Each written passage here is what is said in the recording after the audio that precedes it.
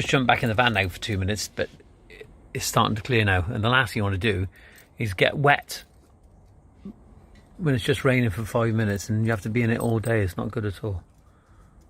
Well, you'd be glad to know that I'm not actually in this video now. As you can see, we've started to concrete around these posts. They're going to be absolute solid. So where we've got the recess in the blockwork, you've still got the 4 inches on the back, and then you've got concrete poured in all the way around it. So that's not going to go anywhere at all. We've used 3 rails on this project. The one rail, the bottom rail, obviously supports the posts in between horizontally, and also it carries that 4 inch by 1 inch rot board. We've actually screwed the rails onto the 4 inch by 4 inch simply because if we made a mistake, we can get it out quite easily. Okay, if you need to do repairs, you can take them out quite easily as well. So we're gonna have to cut those posts down. They're a 3 meter high post. Okay, we've got a 6 foot feather edge on here, and we've been using the 6 inch feather edge, and as you can see, we've got a good 1.5 inch cover. These boards will shrink, obviously, from one side to the other side. They do, I've seen it, they will shrink. Okay, and you've got to make sure that you give a plenty of cover when the boards come out wet. If they're dry, they're not so bad, but when they're wet, they've come out the tank, they do tend to shrink. So we've got the feather edge fence in nearly all the way along. We're going to let that concrete go off now before we go any further and cut the tops of those posts off. So we've got a bit of privacy now from the Lamborghini man next door.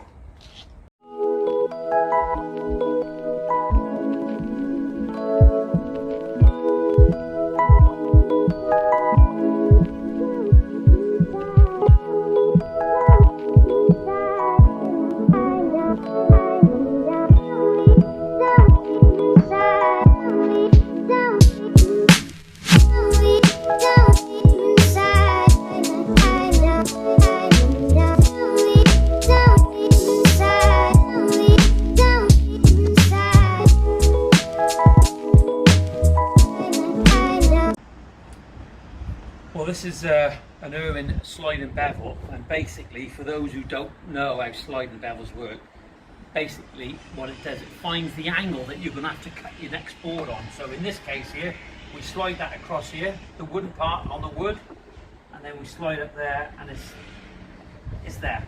Okay, we're not going to say it's near enough there. That's perfect. So then what we do, we take this round, transfer it onto the board, and mark it and cut the board.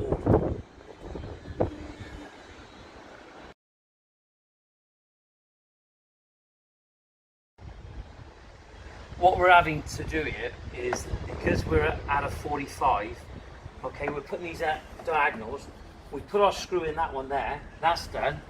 And because we need to line it up on the joist, obviously this is secret fixing, but we need to get in there. We have to move the camo again on this side so we can actually get the center of the joist. And it's great to have two, because you can space it and pull it in and out as you go.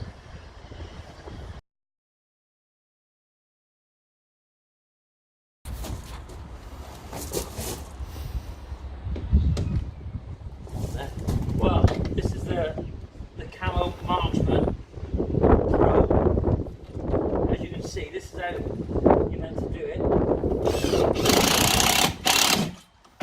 Take that there, because we're on a 45 here, so we haven't got the joist exactly lined up. But I'm just going to put this one in here now.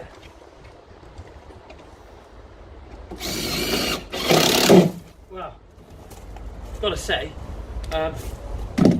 got a fair bit down now, and that's the Camo Marksman. Years ago, we'd be screwing the through the top of the wood, wouldn't we, Andy? Yeah. And more than often, it's we'd be using screws when they first started coming out with Ground Force and all those programs, those DIY programs. Were showing you how it should be done, and the screws we're using were probably used from maybe Travis or Keyline or Juicens or B&Q, and they had the little Phillips end on them, and they would spin over, wouldn't they, and they would wear down, and you couldn't get them back out if you needed to get them back out. Also, they would discolour. Okay, but now with this new technology here, you've got to say, look at that little screw, tiny little screw. Okay, but basically this first part of the screw is cutting the wood and it's throwing all the waste wood out, creating that space. So the next part of the shaft here that actually goes in and creates the thread, and it pulls it down and holds it in position. But Andy made a good point earlier on, that point was that years ago, you know, when you started out doing woodwork and carpentry, is that if you put nails at different angles, it would keep that timber in place, wouldn't it, Andy? Yep. And that's what's happening here, is that what you're doing is you're putting these screws in. I'm not quite sure what the angle is, but it's more or less nearly a 45-degree angle, and it's pulling the board down and pulling it together. So, you know, that's going to have a job getting that, to get that out. And the beauty of these is that what we've noticed is that whether you use this or whether you use the drill after, is that you can actually locate the screw in itself, and you can get it out. And when it comes out, it's not pulling all the timber up with it. You know, when you've had to take a board up to get underneath, to put some lighting underneath or what have you. But you can see that, right? And it worked. There you are. And, you know, it's not pulling all the wood up and spoiling the surface of your decking. And when you've got this new aero board, that's the last thing you want to do. You don't want to compromise the surface because it's so beautiful. It's lovely and smooth, this new driftwood. And you don't want all that waste wood pulling up on the side of it. There we are, this is it. This is what we've achieved today. As you can see, this driftwood looks incredible. Just try to wash a bit of mud off there now, and you can see how the bubbles on the top. Just have a look at that now.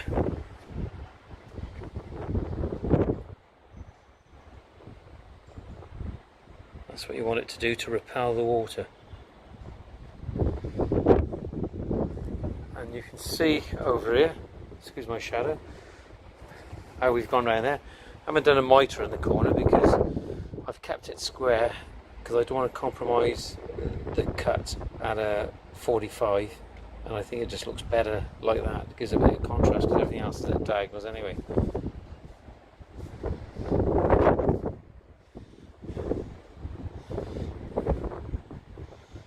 You can see how we've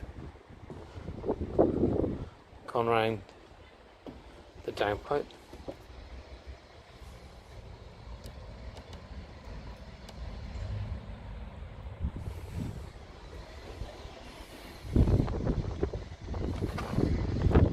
Yeah, if you ask me if I'm pleased, I am, yeah, absolutely.